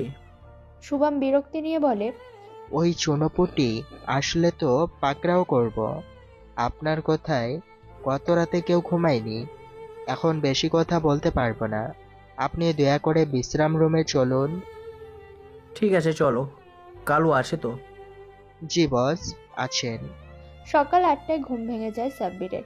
বিছানা থেকে উঠে সোজা চলে যায় বাথরুমে। 30 মিনিট ধরে বাথরুমে ফ্রেশ হয়ে বের হয়ে লম্বা একটা শ্বাস নেয়। বিছানায় বসে। আজ বেশ ফুরফুরে লাগছে। অনেকদিন পর এমন নিশ্চিন্তের ঘুম হয়েছে ওর। এমন সময় দরজা ঠেলে ভেতরে প্রবেশ করে শুভা, হাতে চায়ের কাপ। সাব্বির শুভাকে দেখে মুচকি হাসে আর বলে ওঠে, গুড মর্নিং। শুভাও মিষ্টি হেসে বলে, গুড মর্নিং। সাব্বিরের হাতে চায়ের কাপ তুলে দিয়ে আর চোখে বার কয়েক দেখে বলে ওঠে, এই যে জনাব, একটা কথা বলবো? একটা নয়, হাজারটা বলুন জনাব। সকালে নাস্তা কি খাবেন? তোমরা যা খাও তাই খাবো। আমার জন্য আলাদা করে কিছু করার প্রয়োজন নেই। সেটা আমি বুঝবো। বলুন কি খাবেন আপনি? আপনাকে জিজ্ঞেস করতাম না, কিন্তু ওই সামিয়া ফোন ধরছে না, বাধ্য হয়ে আপনাকে জিজ্ঞেস করছি। সামিয়া? আমার বোন সামিয়ার কথা বলছো? জি না, আমার ননদ সামিয়ার কথা বলছি। সাব্বির বাঁকা হেসে চায়ের কাপে চুমুক দিয়ে সেকেন্ড খানিক চোখ বন্ধ করে বলে ওঠে, চা বেশ ভালো হয়েছে শোভা। ধন্যবাদ। এখন বলুন না প্লিজ, কি খাবেন সকালে? আমি সকালেই বের হবো, তাই তুমি আমার জন্য লাঞ্চের ব্যবস্থা করো। বলা যায় না আবার কখন খেতে পাবো। ঠিক আছে। শুভা বেরিয়ে যেতে গিয়েও থেমে যায়। সাব্বির শুভাকে থেমে যেতে দেখে ভুরু নাচিয়ে জিজ্ঞেস করে, থেমে গেল যে? শুভা মিষ্টি হাসি দিয়ে বলে, ভালোবাসি আপনাকে গোয়েন্দা সাহেব। কথাটা বলে এক দৌড়ে শুভা বেরিয়ে যায়। আর সাব্বির মিটি মিটি হেসে মনে মনে বলে, আমিও তোমাকে ভালোবাসি পাগলি। সকাল সকাল হামিদ চৌধুরী মেয়েকে কিচেনে গুনগুন করে গান গাইতে গাইতে রান্না করতে দেখে। বেশ অবাকই হন সেটা দেখে, আবার মিটি মিটি হাসেনও। তিনি বোঝেন মেয়ে তার বেশ বড় হয়ে গিয়েছে। এদিকে যান কিচেনের দিকে আর মিষ্টি করে মেয়েকে ডেকে ওঠে, মা শুভা। বল বাবা। সকাল সকাল পোলাও রাখতে গিয়েছে যে? আমরা তো সকালে এসব খাই না। শুভা ব্যস্ত ভঙ্গিতে বলে ওঠে, উনি সকালে চলে যাবেন বাবা, ব্রেকফাস্ট করবেন না। একবারে লাঞ্চ করে বের হবে। হামিদ চৌধুরী মেয়ের মুখে উনি শব্দটা শুনে লজ্জা পান। বোঝেন সাব্বির চলে যাবেন, তবুও মেয়েকে একটু লজ্জা দিতে বলেন, উনিটা কে মা? কে আবার? তোমার জামাই সাব্বির। মেয়ের নির্বিকার উত্তর শুনে হামিদ চৌধুরী আর কথা বাড়ান না। তিনি বুঝে গেছেন মেয়ে আর নিজের মধ্যে নেই, হারিয়ে গেছে সাব্বিরের মাঝে। ব্রেকফাস্টের বদলে ভরপেট খেয়ে সাব্বির সোফায় বসে আছে, পাশে হামিদ চৌধুরী আর শুভা। তিনজনে নীরব। এমন সময় সাব্বিরই বলে ওঠে, আঙ্কেল আমি তবে আসি। আঙ্কেল কি? বাবা বলবে বাবা। সে দেখা যাক শোভা। বলুন। রান্না বেশ ভালো হয়েছিল, অনেকদিন পর পেট ভরে খেয়েছি। এখন আমি আসছি, ভালো থেকো। কথাটা বলে সাব্বির উঠে দাঁড়ায়, শুভাও উঠে দাঁড়ায়। হামিদ চৌধুরী পেপার হাতে নিতে নিতে বলে, জামাই বাবাকে এগিয়ে দিয়ে এসো শুভা মা। আসুন। মেন গেট অবধি শুভা সাব্বিরকে এগিয়ে দিয়ে চলে আসতে যাবে, অমনি সাব্বির শুভার একটা হাত চেপে ধরে। কেঁপে ওঠে শুভা, থরথর করে কাঁপতে কাঁপতে বলে, কি কি করছেন? সাব্বির নিজের পকেট থেকে একটা রিং বের করে শুভার অনামিকা আঙুলে পরিয়ে দিতে দিতে বলে, আমি জানতাম শ্বশুর বাসায় আসবো, বউকে প্রথমবার দেখব, আর তাকে কিছু দেব না তা কি হয়। তাই আমার পক্ষ থেকে আমার হবু বউয়ের জন্য সামান্য একটা উপহার। শুভা ওর অনামিকা আঙুলের দিকে মুচকি হেসে সাব্বিরের কপালে আলতো করে চুমু দিয়ে বলে, এটা আমার পক্ষ থেকে জানাব। সাব্বির মুচকি হেসে বাড়ি থেকে বের হয়। শুভাও ফিরে আসে। আর্মির ক্যান্টনমেন্টের বিশাল বড় এক হল রুমে আটকে রাখা হয়েছে রবার্ট আর আবিরকে। ওদের সামনে দাঁড়িয়েছে সাব্বির। দুজনেরই অবস্থা করুণ। এমন সময় সাব্বির রুক্ষ কণ্ঠে বলে ওঠে, রবার্ট, তুমি এতদিন আমার দেশ থেকে যত নারী পাচার করেছো তাদেরকে ফিরিয়ে দিতে পারবে? না, তা কোনোদিন সম্ভব নয়। কোন কোন দেশে নারীদের পাচার করেছো? তা আমি জানি না, আমি ছিলাম জাস্ট পুতুল, হুকুমের গোলাম, আমাকে ছেড়ে দাও। সাব্বির রবার্টকে আর কথা বলার সুযোগ দেয় না। পরপর 2 রাউন্ড গুলি করে ফিরে তাকায় আবিরের দিকে। আবির নিশ্চুপ ভয়ার্ত চোখে তাকিয়ে আছে সাব্বিরের দিকে। সাব্বির মৃদু হেসে বলে, এভাবে তাকিয়ে লাভ নেই আবির, বলতো তুই ডেভিলস ব্রেথ মাদক পেয়েছিল কোথায়? কে তোকে দিয়েছে ওগুলো? কালু ভাই। এই কালু ভাই কি তোদের বস? কালু ভাই হলো এ চট্টগ্রামের শাসক। সে যা বলতো তাই হতো। সেই সমস্ত অপরাধের মূল হত্যা, নারী পাচার, খুন, ধর্ষণ, এমনকি মাদকগুলো সে নিয়ে আসতো। বুঝে গেছি। এখন বল এই কালুর শক্তি কারা? কালু ভাইয়ের ডানাত হলো ডন আর বামাদ হলো শুভম। আপনি এদের ধ্বংস করে দিতে পারলেই কালুকে ধ্বংস করে দিতে পারবেন। সাব্বির মুচকে হেসে আবিরের মাথায় হাত বুলিয়ে দিয়ে বলে, ধন্যবাদ তোমাকে সত্যি কথা বলার জন্য। তবে তুমি অপরাধী, তোমার ক্ষমা নেই, তবে শাস্তি কম হবে। নির্ধারিত শাস্তি ভোগ করে ভালো হয়ে যাও। ওসি সাহেব, নিয়ে যান একে। সাব্বির ডাকে ওসি এসে নিয়ে যায় আবিরকে। সাব্বিরও বেরিয়ে আসে সেখান থেকে। থানার ওসির সাথে বসে আছে সাব্বির। ওসি সাব্বিরকে নিজের সামনে দেখে পলকহীন চোখে তাকিয়ে আছে। ওসি সাহেব, আমার আপনার সাহায্যের প্রয়োজন। আমরা সব রকম সাহায্য করব আপনাকে স্যার। ধন্যবাদ।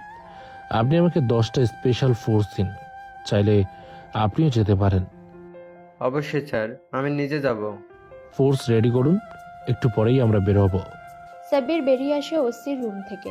সে জানে গত রাতে তার না যাওয়ায় কালু ভাইয়ের দলবল হতাশ, আর এই সুযোগটাই কাজে লাগাবে সে।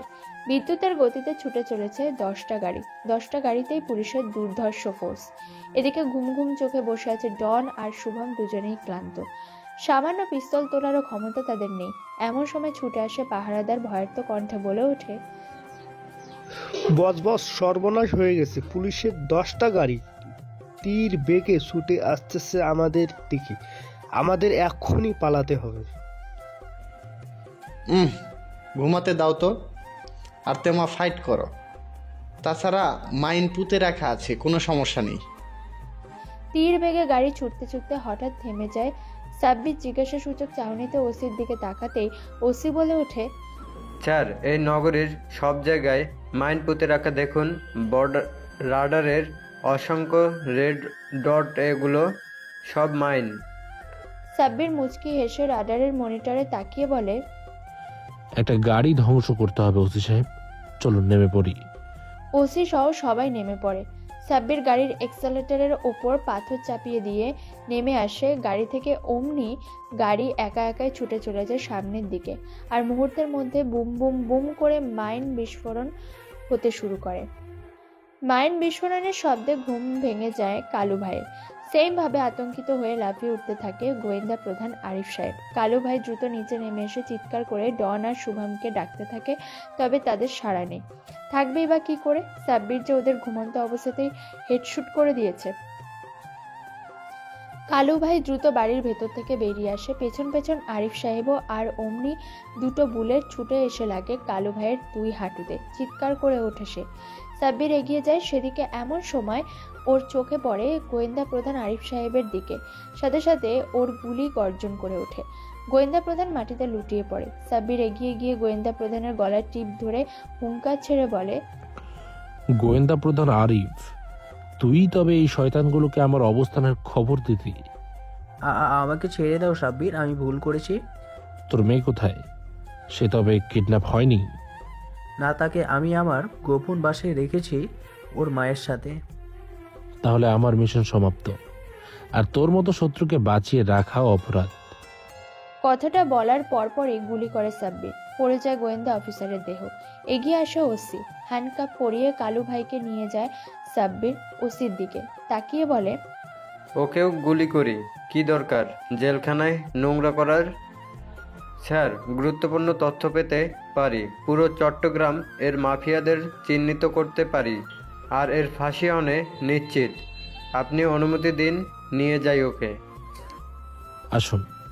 3 মাস পর সফলভাবে মিশন কমপ্লিট করে সাব্বির ফিরে যায় ঢাকায়। সেখান থেকে তাকে নিজ বাহিনীতে প্রমোশন দিয়ে পাঠিয়ে দেওয়া হয়, সাথে 4 মাসের লম্বা ছুটি। সাব্বির বাড়িতে ফিরে যায়। সুবাও সাব্বিরকে সামিয়া আর রামিমের সম্পর্কে কথা বলে। সাব্বির প্রথমে রেগে গেলেও বোনের ভালোবাসা মেনে নেয়, বিবাহ দিয়ে দেয় ওদের। আর মেয়ের বিদায় দেওয়ার পরপরই রাহেলা বেগম ছেলেকে চেপে ধরেন বিয়ে করে বৌমা আনার জন্য। সাফি সাহেবও সায় দেন স্ত্রীর কথায়। বাধ্য সন্তানের মতো বিয়ে করে নেয় সাব্বির। বিয়ের সাজে বাসর ঘরে পাশাপাশি বসে আছে সাব্বির আর শুভা। দুজনের মুখেই লাজুক হাসি। এমন সময় শুভা সাব্বিরের কাঁধে মাথা রেখে বলে, এই যে বর, শুনছো? বলো বউ। অবশেষে তুমি আমার হলে। তোমাকে ভালোবেসেছি, তোমারই হতে প্রিয়। তোমাকে ভালোবাসি শুভ। আমিও তোমাকে ভালোবাসি শোভা। তো বন্ধুরা, এই ছিল আমাদের আজকের গল্পটা তোমাদের কেমন লাগলো অবশ্যই কিন্তু কমেন্টে লিখে জানাতে ভুলো না। ভালো লাগলে একটা লাইক আর শেয়ার করে দিও। চ্যানেলটা এখনো সাবস্ক্রাইব না করে থাকলে তাড়াতাড়ি সাবস্ক্রাইব করে দাও। ফিরে আসবো এরকমই আরেকটা নতুন গল্পের সাথে। ততক্ষণ সবাই ভালো থেকো এবং সুস্থ থেকো। ধন্যবাদ।